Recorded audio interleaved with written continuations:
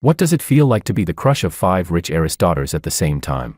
I've done it before, although I was only a stand-in for their crush, but that didn't stop them from projecting their feelings onto me, then sending me money in huge amounts, asking me to have a relationship with them, and I also did my job diligently and cautiously. Terrified they might discover each other's existence, I even prepared a separate phone for contacting each of them, until one day, their real crush was about to return to the country. I smiled. No. I tearfully accepted their enormous breakup payments, and prepared to perform the final farewell scene perfectly. But who would have thought that when it was the last heiress's turn? All 5 of my phones suddenly fell out of my pocket at the same time. When she saw the messages popping up on the screens calling me baby and dear, her face instantly darkened. I was speechless. Doing this job really means you need to buy better quality pants. Chapter 1. Today was the last day of my life as a kept boy. After happily blocking the 4th rich woman, I arrived early in the morning at the house of the 5th rich woman. First, I diligently made a loving breakfast for my rich patron. With a focused expression, I moved the food from the takeout boxes onto plates. Then, with equal seriousness, I destroyed the evidence of the packaging boxes. Mission accomplished. Darling, time to wake up. I came to see you today. Did you miss me? Rich woman number 5, Willow, wearing a black dress, opened the door lazily and elegantly. Leaning against the doorframe, she half closed her eyes and said, "Oh, who's this? If you stayed away any longer, I'd forget what you even look like." Hearing her slightly sarcastic tone, I felt a little guilty. Wasn't it because I'd already made enough money? Busy wrapping things up and visiting them one by one, it had been half a month since I'd last seen her. Chapter 2. But would I actually say that? Darling, do you know I almost got my leg broken just trying to come see you? I rolled up my pant leg and showed her the scrape I got yesterday when I fell off my bike. You clearly know that, yet you're still questioning me like this. Her gaze suddenly darkened as she quickly walked over to me. Trying to restrain herself, she pulled me into her arms, her hand unconsciously brushing over the wound. "I'm sorry, it's my fault." In her soft and fragrant embrace, I nodded vigorously, thinking to myself, yes, exactly, this is totally your fault. 5 minutes later, while Willow was treating my wound, I stared at the transfer on my phone and counted it over and over again. Hiss-ha, 10, 100, 1,000, 10,000, 100,000, million, 5,200,000. I've made enough. This time I've really made enough. After sitting for a while and getting tired, I changed my posture and started admiring my account balance instead. I didn't notice the phone sticking halfway out of my pocket, or the message popping up on it. At first, Willow only glanced at it casually and didn't care, until the corner of her eye caught a few words on the screen. "Baby, please add me back." Her eyes snapped toward it instantly, staring fixedly at the word baby. The light in her eyes grew darker and darker. She knew that my parents always called me Gio. Without making a sound, she took out her phone, unlocked it, and opened WeChat. When she saw the lines of heartfelt messages in the friend request column, her breathing suddenly became heavier. The newest one was from yesterday. "I love you, but I'm so tired.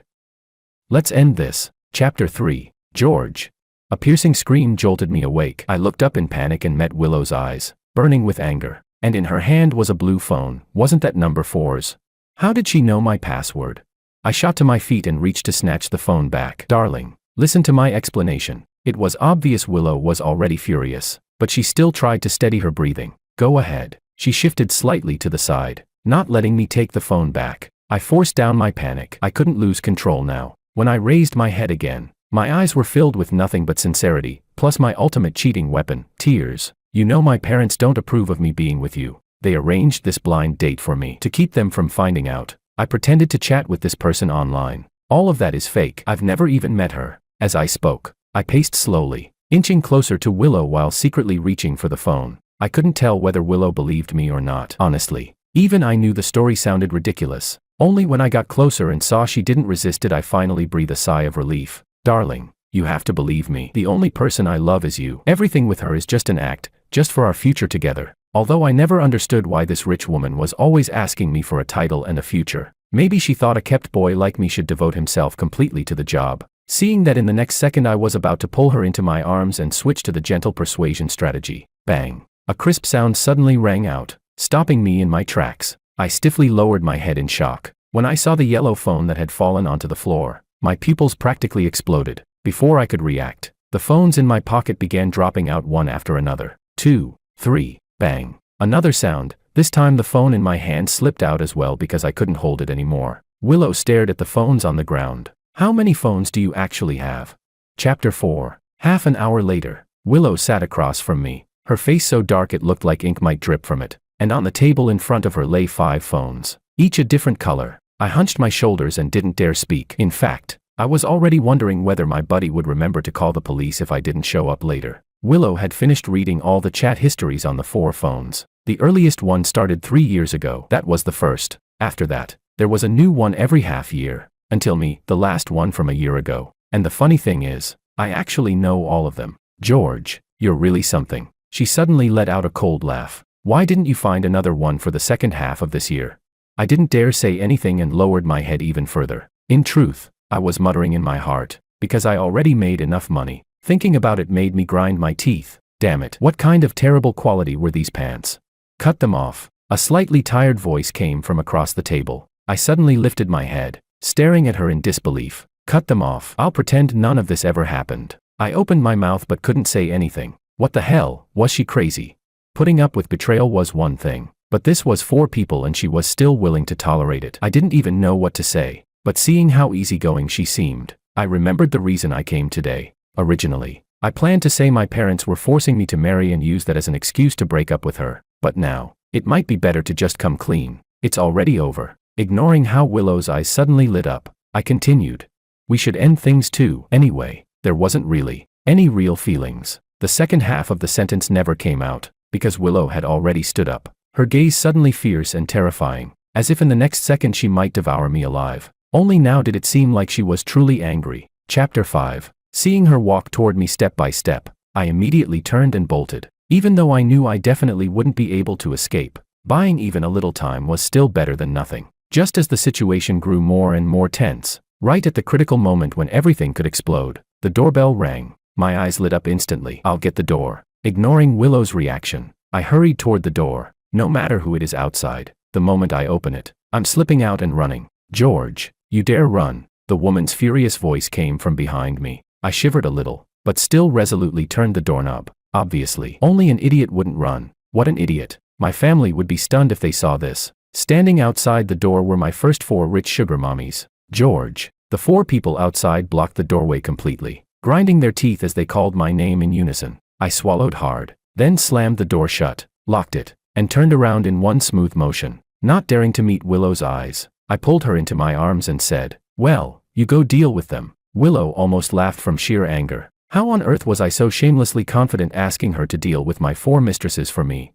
She clenched her teeth, wanting to strangle me on the spot, but feeling the warmth of the person in her arms, she suddenly smiled. Sure, I didn't expect Willow to actually agree. She was way too easygoing. She really was a good person. Chapter 6. I take that back. She's a vicious woman. She actually let those 4 tigresses inside. Listening to them talk in what sounded like calm voices, they were discussing the personas I had presented to each of them. A hard-working and kind orphan who got into a prestigious university and works part-time to pay tuition. A poor kid from a broken family. His mom ran away with another man, and his gambling-addicted dad almost sold him off to Southeast Asia. A pitiful guy bullied since childhood. A social climber trying to break into high society. His parents died early, leaving him to raise his young sister all by himself. Willow glanced at me meaningfully and said, "An honest man from a strict family, whose parents oppose a mismatched relationship." The other 4 women all looked at her in shock. "Why is he different with you?"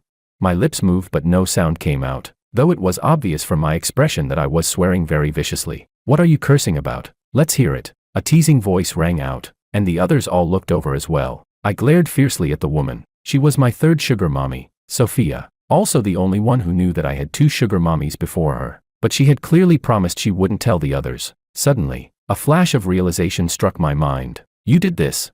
After all, these pants seemed to be a gift from her. Sophia calmly hummed in agreement, the smile on her face deepening. Yes, I did. After all, who would have thought that later you'd go and find 2 more little sisters?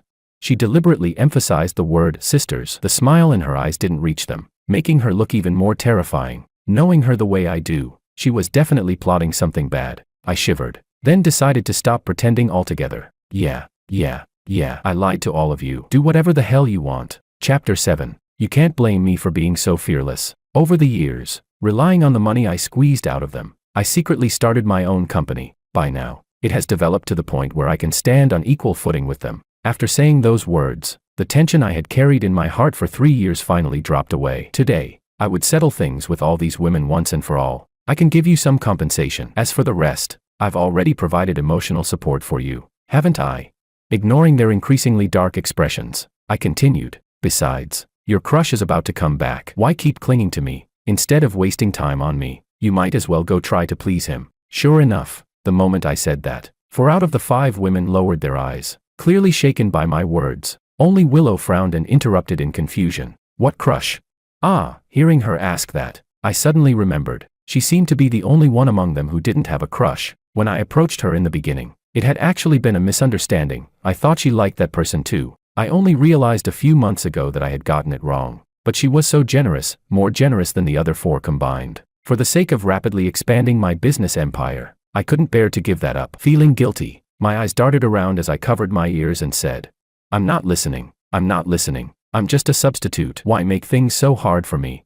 Willow stood up speechlessly and was just about to walk over and shake my head to see if there was water sloshing around inside. Then the doorbell rang again. My eyes rolled for a moment, and I immediately turned toward the door. Goodbye, everyone. I opened the door, and fell silent again. George. That's right. Standing outside was my brother, and a whole group of police officers. Chapter 8. I was so moved that my eyes filled with tears, as expected of my dear brother. Wah. I opened my arms and gave him a huge bear hug, wailing. David, you finally came to save me.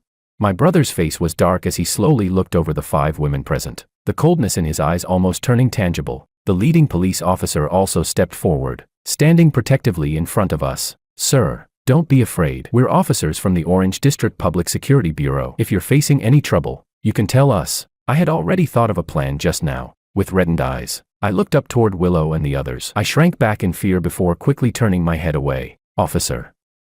They're trying to force me to hand over my money. Otherwise they'll falsely accuse me of sexually harassing them. I practically shouted the last few words. It was enough to show just how utterly devastated I seemed. The moment the officers heard this, their expressions immediately changed. The officer who had been questioning me gave a signal with his hand, and within seconds Willow and the other 4 were restrained. If they wanted to resist, it would have been easy, but the ones restraining them were police officers, and the one who called the police was me. After the 5 women were taken to the police station, my brother and I finished giving our statements and went home first. Back at home, my brother sat down heavily on the sofa, crossed his arms, and began interrogating me. What was going on with those 5 people today?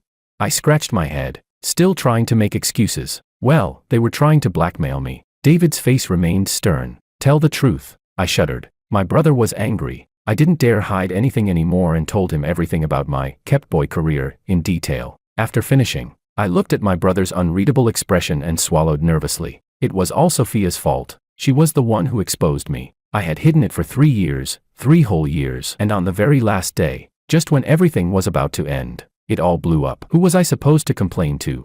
George. Chapter 9. I jolted upright. Go ahead. I was done for. A massive wave of panic drowned me. After all, the thing I feared most was David getting angry. But the next second, David looked at me seriously. Are you hurt? Did they make you feel wronged?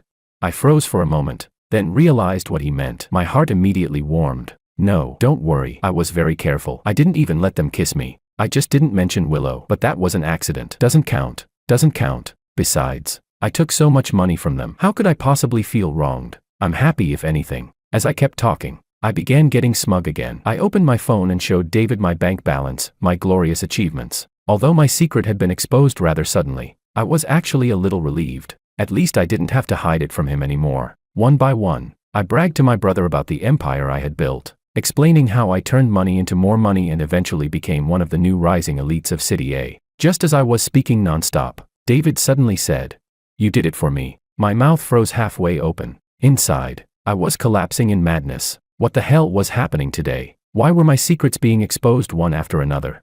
If I had committed a crime, then please punish me by burying me under piles of cash, instead of exposing me 3 times in one single day. Seeing that I didn't respond for a long time, the usually strong-willed man suddenly had red eyes. He grabbed my shoulders, and the choked sobs in his voice made my heart ache. Only then did I finally find my voice. It's okay.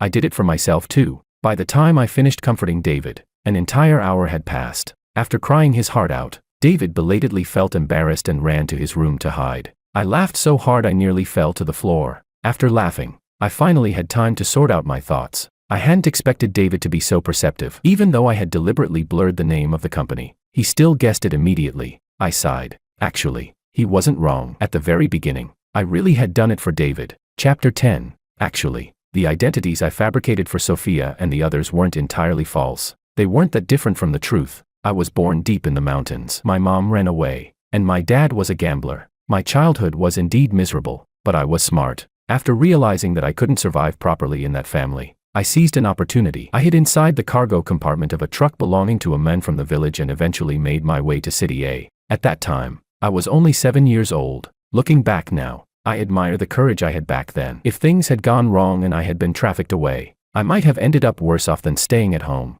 Fortunately, luck was on my side. After wandering around for a while, I ended up at an orphanage. I lied and said I had been abandoned by my parents. I claimed I didn't know anything, didn't know who my parents were, didn't even know my own name. Luckily, the checks weren't that strict back then. Once they confirmed that no one wanted me, I was successfully taken in by the orphanage. The orphanage had many kind sponsors. Life there was far better than life in that home. Because I was grateful for the help of the orphanage director, who was like a mother to us, I studied desperately hard. I hoped that one day I could succeed and become someone who could give back to the orphanage. I wanted the younger kids there to live better lives and be able to afford school. In middle school, I was admitted to the best key high school in the city. That was where I met the brother of my lifetime, David Chan. We became desk mates. He was the eldest young master of the Chan family in City A, showered with endless affection. I was a poor orphan with no parents from the orphanage. Although I personally didn't care, David was just too kind. He would carefully protect my fragile self-esteem, pretending to be arrogant and unreasonable while secretly giving me stationery and snacks. If I refused, he would say with a stern face, "If you don't want it, I'll just throw it away." How could I let him waste it like that?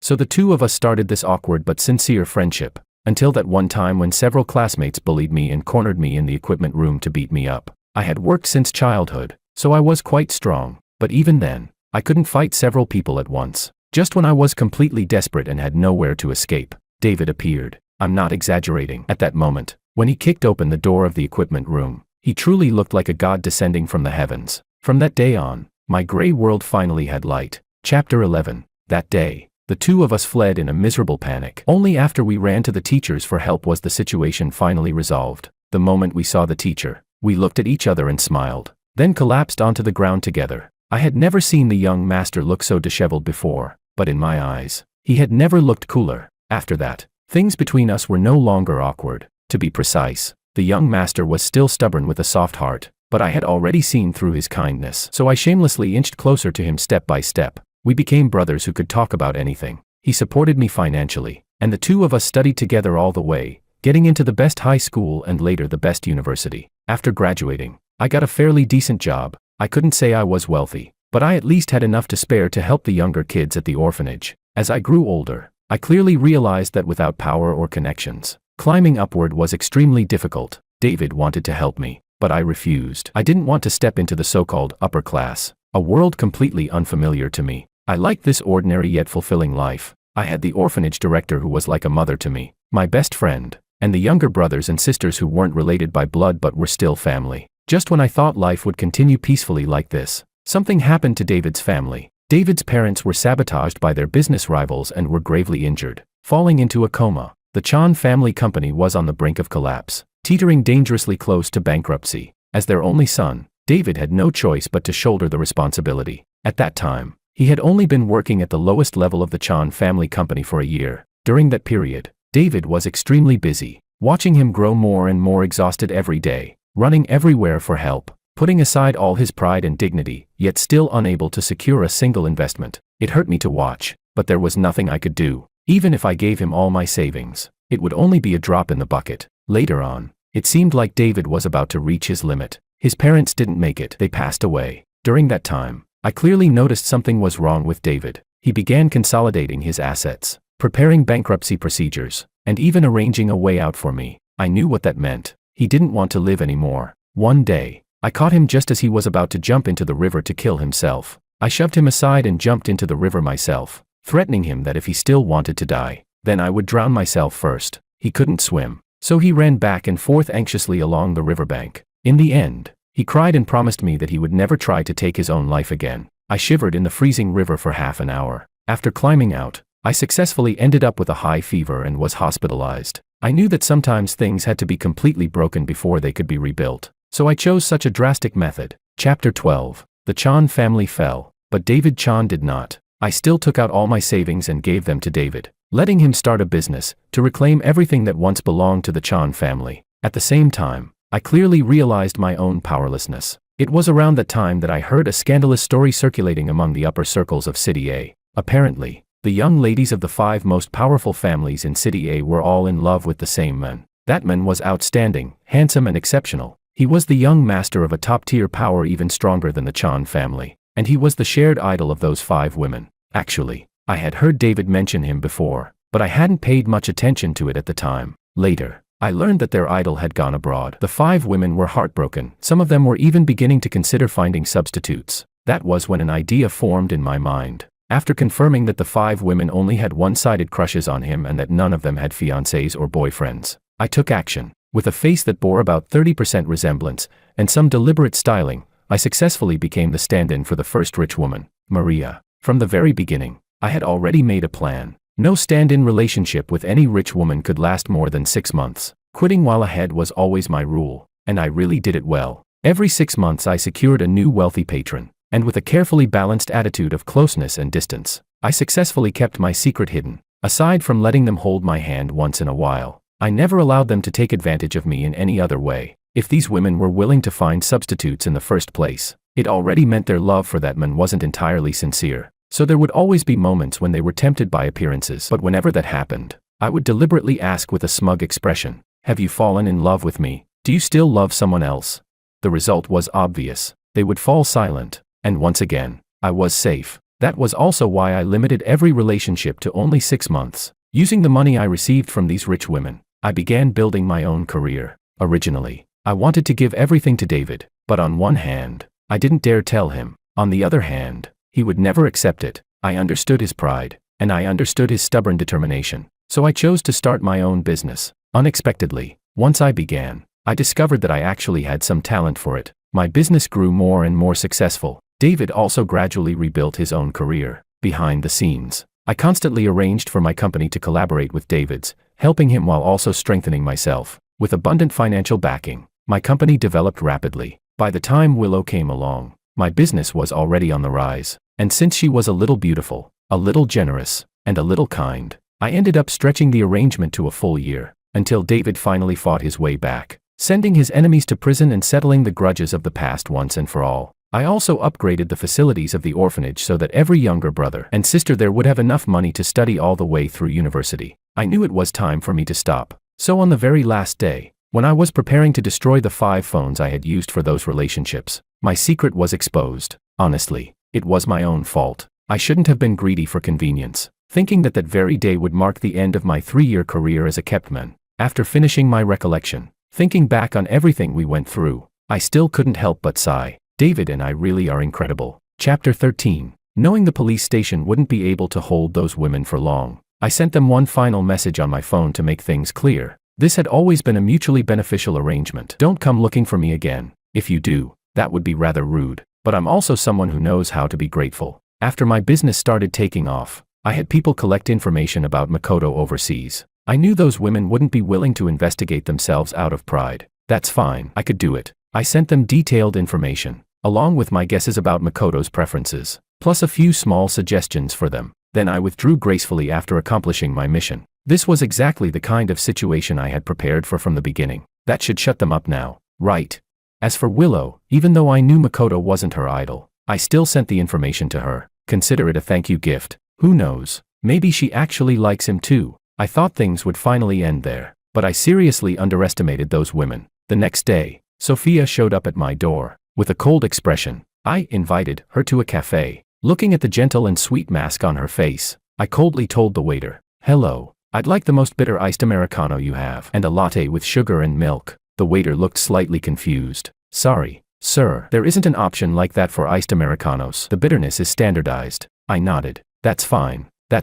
I was just talking nonsense. Actually, I just wanted to irritate Sophia, but she still wore a smiling expression, even a hint of indulgence in her eyes. I closed my eyes, feeling speechless. Come to think of it, among those 5 women, The others were all people I deliberately approached. Only Sophia was an accident. Chapter 14. She claimed she had approached me on her own. Before deciding to become a high-end professional keptman, I had already investigated all of them. To be honest, among the 5 women, Sophia was the one who felt the most dangerous to me. People like her are extremely calculating. If you're not careful, they'll bite you before you even realize it. I never intended to target her. The other 4 were already enough for me to profit from. But when I was preparing to approach the 3rd rich woman, Sophia suddenly appeared. You've been deliberately getting close to Maria and Alicia, haven't you? Planning to become Makoto's substitute. Who's next?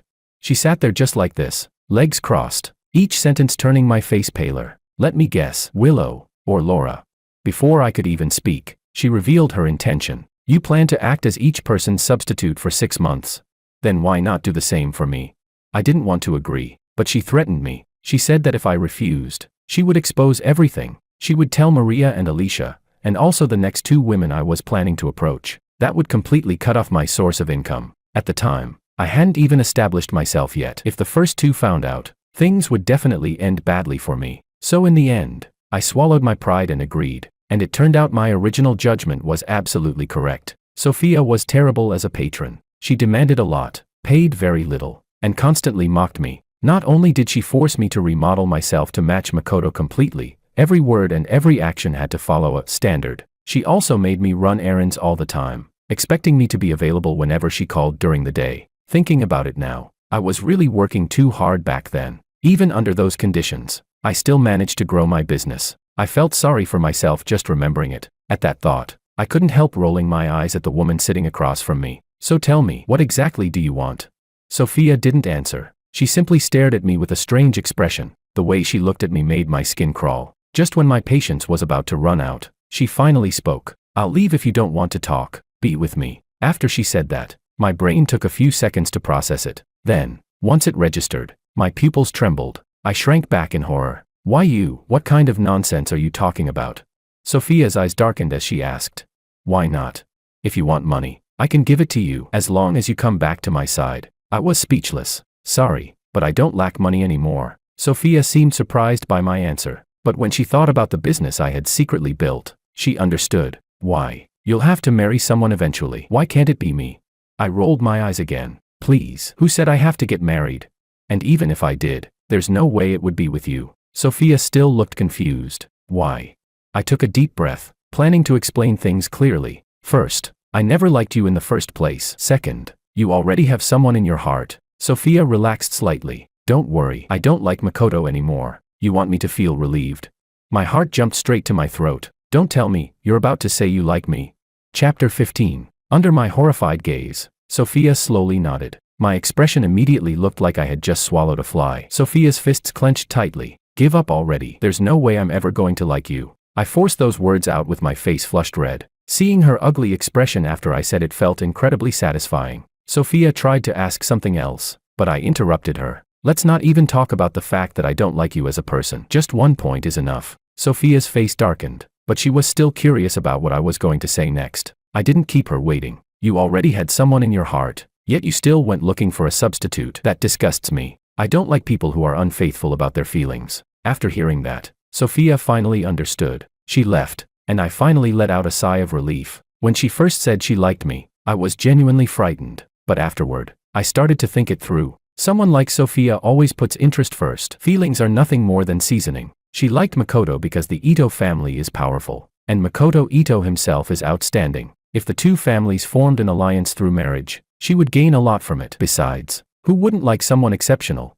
Among the 4 women, Sophia had always been the least emotionally attached to Makoto. As for how she felt about me, maybe there was just a tiny bit of affection, though I still don't understand how she ended up liking me. But now that my business stands on equal footing with hers, it isn't completely unreasonable for her to turn back and pursue me. Still, what does it matter if she's willing?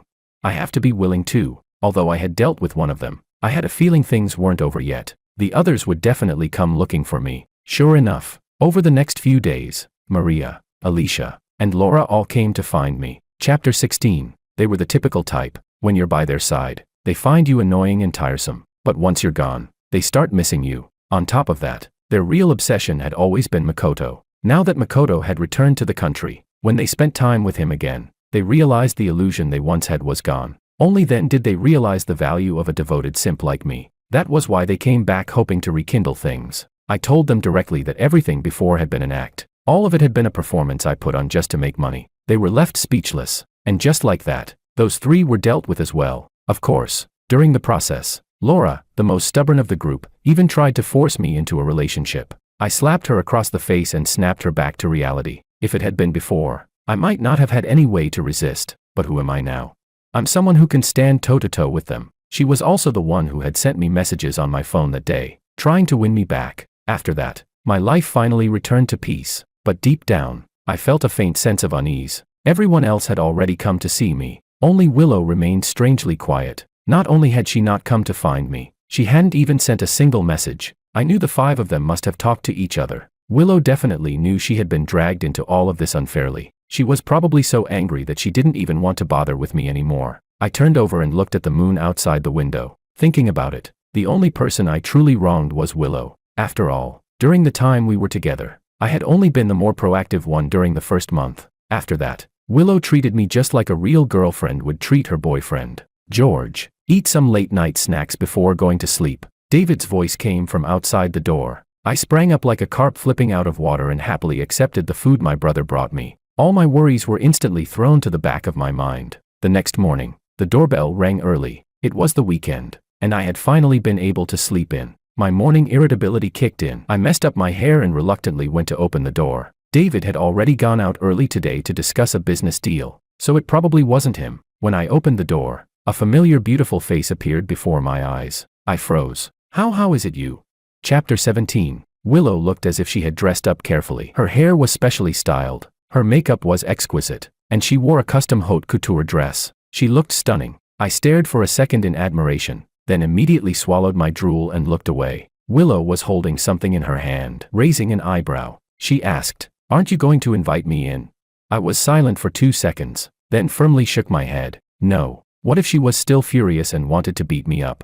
At least outside there were security cameras. The security guards could see what was happening to me. Willow's eye twitched in irritation. In anger, she threw the thing in her hand onto the ground. All the calm persuasion she had prepared disappeared instantly. She grabbed me tightly and fiercely pressed her lips against mine. My eyes widened. What? How did this suddenly turn into a kiss? I opened my mouth, about to scold her, but she seized the chance and slipped in. When I felt her tongue enter my mouth, I was horrified. What the hell? This is disgusting. I shoved her away and spat repeatedly. What are you doing? That's disgusting. Willow's gaze darkened even more. She was breathing heavily with anger. George, you think I'm disgusting? She seemed unable to believe it. Her trembling finger pointed at me while her mouth kept firing off words. You heartless scumbag who played with people's feelings. You're the one who tricked my heart, and then you just walked away. All these days I didn't come looking for you, and you never even thought about looking for me. You lied to me for so long, and even wronged me by saying I liked someone else. Am I not allowed to feel upset? You didn't even try to comfort me. By the time she reached this point, her eyes had already turned red. A mist of tears blurred the eyes that were full of affection. I panicked instantly. I tried to step forward awkwardly, but she dodged me. I wanted to speak, but she refused to listen. Tears kept falling as she cried pitifully, telling me how miserable she was and how hateful I was. Only when she accused me, you tricked my heart and even took advantage of me, did I finally shout in protest. When did I ever take advantage of you?